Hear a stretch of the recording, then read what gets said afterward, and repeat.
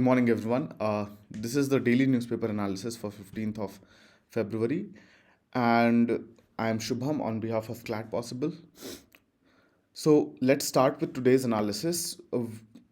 There are not a lot of important articles when we talk about the Hindu, but there are a couple of articles which are very important from defense and airspace point of view. So we'll discuss majority of those articles today. The first one being that the army is closing around 80 deals, which will combine to a total worth of 15,000 crores. And the deals involve a lot of important weaponry and a lot of important helicopters for India. Okay, so we'll talk about these helicopters one by one. So let's first go through the article. So the article mentions how General Manoj Pandey, who's the chief of the army staff, has stated that the Indian army has identified around 80 deals which will total be valued at 15,000 crores of rupees, in which these deals include the light combat helicopter squad. They have also talked about how they have shifted the LCH squad to the LAC due to all the chaos which has been going on the LAC. Apart from that, Army is also going to receive the AH-64E Apache helicopters from the US. The deal was already finalized. They will receive the helicopter on February 2024. Another helicopter which the army is going to receive is an indigenous light utility helicopter, which is set to replace some of our old light utility helicopters in Cheetah and Chetak. And these are the three helicopters this article talks about. Apart from that, this article also talks about an important rocket system, missile system, which is called as Helena, which expands at helicopter mounted Nag or helicopter based Nag missile. Okay, developed by DRDO. So we'll talk about these missiles priorly in this article. Let's talk about them one by one. So let's first talk about the light combat helicopter Prachand. We know that this LCH Prachand was inducted last year at Jodhpur by our Air Force. Has been obviously manufactured by Hindustan Aeronautics Limited, and it is the only attack helicopter of the world which can land off and take off at an altitude of 5,000 meters. Okay, and this is a twin helicopter system where the engines they have used is of a French origin engine called the Shakti engines. Okay, so this is a twin engine helicopter powered by two French origin Shakti engines. So this is the light combat helicopter named Prachand. Okay, now apart from that, our army has also basically finalized a deal with AH-64E Apache, which is a helicopter produced by the US company Boeing. Okay, so it's also an attack helicopter, and it is set to replace another series of old helicopters we have, which we acquired from Russia, called the Mi-35 helicopters. Okay, now what is the advantage of these Apache helicopters? The first and foremost advantage is they are very survivable during battle conditions. So for example, they won't get they won't be down very quickly when they are hit by any weapons. As compared to other helicopters, these are very agile and not very fragile. Okay, so that's the first. Second, it's an all-weather capable helicopter. It can also take off and land during bad weather conditions. Okay, and the maintainability is also very easy. So for example, why we are talking about this maintainability issue? Because जितने भी आपके बाहर के helicopters होते हैं ना, whenever you acquire helicopters from outside, you have to get it serviced from the manufacturer itself. So in this case, it will be Boeing. But this is very easily maintainable and can be maintained domestically also. So you don't have to call up Boeing and tell them कि अपने helicopters ले जाओ, please take our helicopters and please service them. We can do it domestically also and very easily. Okay, so we are getting these Apache helicopters next year. Apart from that, let's talk about the Helena, the anti-tank guided missile, which has been developed by Defense Research and Development Organization, DRDO. Okay, so this Helena, we already know that we had Patna series of missile under the IGMDP project, Integrated Guided Missile Development Project, which was a brainchild of Dr. APJ Abdul Kalam. We have the Prithvi missile, we have the Agni missile, we have the Trishul missile, we have the Nag missile, and we have the Akash missile. So these Patna series of missiles also have the Nag missiles in them, and Nag missiles are nothing but anti-tank missiles. So Helena is nothing but an upgraded or a tweaked version of the Nag missile, which can be mounted on helicopters as well. Okay, helicopter version we have developed of Helena. Okay, the features are almost the same, that it can destroy any tank. So what do we mean by any tank? Your conventional armor tanks it can destroy. Okay, and your reactive armor tanks also it can destroy. Now what is a reactive armor? A lot of people have asked me this question whenever I have taught this concept in class. Okay, sir, what is reactive armor? Now, when you talk about reactive armors are very peculiar in so that जो आपकी normal armor होती है, they have a plate of metal, okay, which is very thick outside the tank, and it tries to protect that. But how tanks are generally downed is that they are hit by some RPG or some missile which will have some molten metal on it. अंदर उसके molten metal होगा. Generally they use molten copper. Now what happens when the missile hits the tank? The molten copper sticks to the tank and it melts down the tank and goes inside. Okay, and it's a lot of molten copper. ठीक है, so it's not like an explosive thing. Okay, it carries molten metal which melts down the armor of the tank.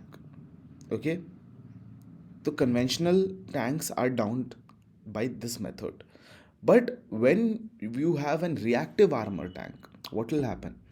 The RPG will hit the surface of your tank. Reactive armor has two plates to protective, और उन दोनों plates के बीच में between those two plates we have detonation charges, we have some explosives between two plates. So what happen, बाहर वाले plate पे अगर let's say RPG hits, ठीक है, the बाहर वाला plate RPG will be hitting the outside plate, it will retract and the detonation will explode and it will create a jerk which will repel all the molten copper which has been stuck to the outside armor. Okay, so reactive armors are a very good mechanism of protecting tanks from these conventional weapons like RPGs. Okay, but our Helena can also destroy reactive armor tanks. Okay, ठीक है, so the Helena is also used by the obviously the army helicopters and the air force fleet also. Now the air force fleet Helena missiles are also known as Dhruvastra. So Dhruvastra is nothing but Helena which has been renamed by air force for its use. Okay, so that's Helena. Next, moving on to the LUH, the light utility helicopter which has been inducted. Okay, abhi they have not named it something, but it's LUH only. It also has been developed by the HAL and it's a 3-ton helicopter, and it's obviously because it's a light utility helicopter, it won't be a double engine helicopter, it will be a single engine helicopter. Okay, so generally जब आप helicopters की बात करते हो, there are attack helicopters and there are light utility helicopters. Now attack helicopters will have a lot of heavy weaponry. Because of that they are generally twin engined. But जब हम light utility helicopter की बात करते हैं, when we talk about the light utility helicopter, their main purpose is not to attack any target. Their main function is to deploy personnel, deploy resources, do rescue missions. So they need to be lightweight so they can go up high and they can move swiftly. So they have generally a single engine. Okay, and the LUH, I've already told you, the Cheetah and the Chetak fleet of helicopters, which are right now functioning as light utility helicopters. So I'll give you an example. So I'm pretty sure you have seen a lot of army or air force helicopters traveling around your cities sometimes randomly. They mostly are Chetak. Okay, so the Cheetah and the Chetak helicopters are the the old versions of LUH, which were inducted and now they are outdated. So we are replacing them with the new LUH. Okay, so this is all the deal. All these are all the deals which our General Manoj Pandey has been talking about in the article. So this is the first article you need to read about. Okay. Now let's move to another article which is also related to an acquisition. Okay, a very important acquisition by the Tata. Okay, for its Air India. Now this was widely reported. Joe Biden, president of US, also hailed it a very important moment for India US relationship. Okay, so total of 470 aircraft orders have been placed with Boeing and Airbus, out of which 260 are wide body planes. Now, what are wide body planes? Wide body planes are planes which have multiple aisles, multiple rows, not only two rows, but multiple rows. 260 of these planes are wide body planes. Okay, and this is the largest Indian order placed by any company, largest Indian order, and one of the largest in the world also. Okay, so the orders which have been placed are of Airbus ke kuch models there. So there's the Airbus A350, ठीक है, Boeing 777 is there. Okay, Airbus A320 is there, 321 Neo is there, Boeing 737 is there. Okay, but your models you don't have to remember. Okay, two things from this article you need to remember. First of all, the engines, name of the engines. So the A350, okay, will be, so basically Airbus uses Rolls Royce engines, that you have to remember, and Boeing uses GE Aerospace engines. Okay, apart from this, the articles also mention the statement which was given by Air India CEO, which is Campbell Wilson. Okay, so as far as I remember, I think not in CLAT but a lot of other entrance examinations, Air India CEO question has been asked. Okay, so you remember the name of the Air India CEO, who is Campbell Wilson. Okay, now let's talk about these two companies for a bit. So Airbus,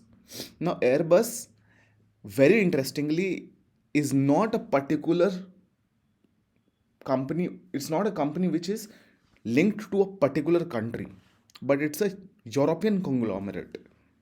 Okay, multiple countries are involved, including France, including Netherlands, including Germany, including UK. Okay, it's a European conglomerate, but the headquarters is in Leiden, which is in Netherlands. Okay, the chairman of Airbus is Rene Obermann, and Guillaume Faury is the CEO of Airbus. Okay, now Airbus ke there are three important arms. The most important arm is the Airbus SAS, or the Airbus commercial arm, commercial aircraft arm. Okay, which is responsible for making all the commercial airlines. Now that is headquarters at Toulouse in France. The Airbus SAS is headquartered in Toulouse, which is in France. Okay, apart from that, the Airbus also has a defense and space arm, and they also have a helicopter arm. Okay, and very prominently, you need to know about this, that Airbus produces the world's largest passenger airliner, which is known as the A380. It is the largest passenger airliner of the world. Okay, it has two full decks, not half and half. So generally ऐसे decks होते हैं, जब भी दो story airliners होते हैं ना, the decks are like this, half and half, or maybe full and half, but these are two full decks in the A380. Okay, apart from that, let's talk about Boeing. Boeing is headquartered in Virginia, the state of Virginia, the city is known as Arlington in US, and the CEO is Dave Calhoun. Boeing also makes similar, so Boeing's market is also similar. Okay, so commercial airlines, military aircraft, they also make satellites, launches. They also assist, they come up with engines for satellite launches and space vehicles also. Okay, so similar business, they are basically direct competitors of each other, but Air India has purchased from both of them. Okay, now let's move on to another article which is again related to our aerospace, but more towards the defense. So, as we all know, that the Aero India 2023 is being conducted in Bengaluru at the Yelahanka Air Base. Now, a very important event was basically happened yesterday, where the US Air Force did a flyby using B1B Lancer bombers. Okay, now B1B Lancer bombers, what are these bombers and why are they reported it in the news? Because these are considered the most important and the most improved bombers of the world, and US has sent these bombers for the second time for the Aero India 2023 flyby. Okay, now let's talk about this bomber. So this B1B Lancer bomber is, the full name is Rockwell B1B Lancer, because it is constructed by Rockwell International, which is a company based in US. It's a supersonic heavy bomber. Now, what is a bomber? Bomber ka main function is to bomb, obviously. Okay, so it's very explosive laden aircraft. Okay, it generally carries a lot of explosives with it to drop on multiple targets. So it can carry all kind of explosives, guided missiles it can carry. Okay, it can carry conventional payloads, so your normal drop bombs it can carry. Okay, and the nickname of this B1B Lancer is called Bone, from its keyword which is B1. Okay, Rockwell B1, you can see, right? So B1 was the first variant, then after that B1A came, B1B also came. So B1, out of B1, it got into converted into Bone. So that's the nickname. Okay, the first time the Lancer bombers were introduced was in 1986. Okay, the first variant. Now we have the B1B variant. Okay, which is a supersonic bomber because it travels at the speed higher than a Mach 1. So anything which can travel at a speed more than Mach 1, which is the speed of sound, it is considered as supersonic. So its top speed is Mach 1.25. Okay, B1B variant is an improvement over the older variants because its radar signal is reduced. इसका मतलब it cannot be clearly identified on the radar. Okay, and the total number of B1B Lancers which have been manufactured by the US is 100. Okay, so basically US sending these aircraft means that they are willing for a greater cooperation in the field of defense. Okay, I hope that these articles were productive. This session was productive for you. There are other articles which you can read. So the international news section was spammed with the Iran-China visits, and China is now accusing US of sending those balloons which the US has shot down recently. Okay, so not a lot of important news, but please, whenever you read the newspaper, always try to read it end to end if you can, because it will be a very productive exercise for all of you. Okay, thank you for attending today's session. Best of luck.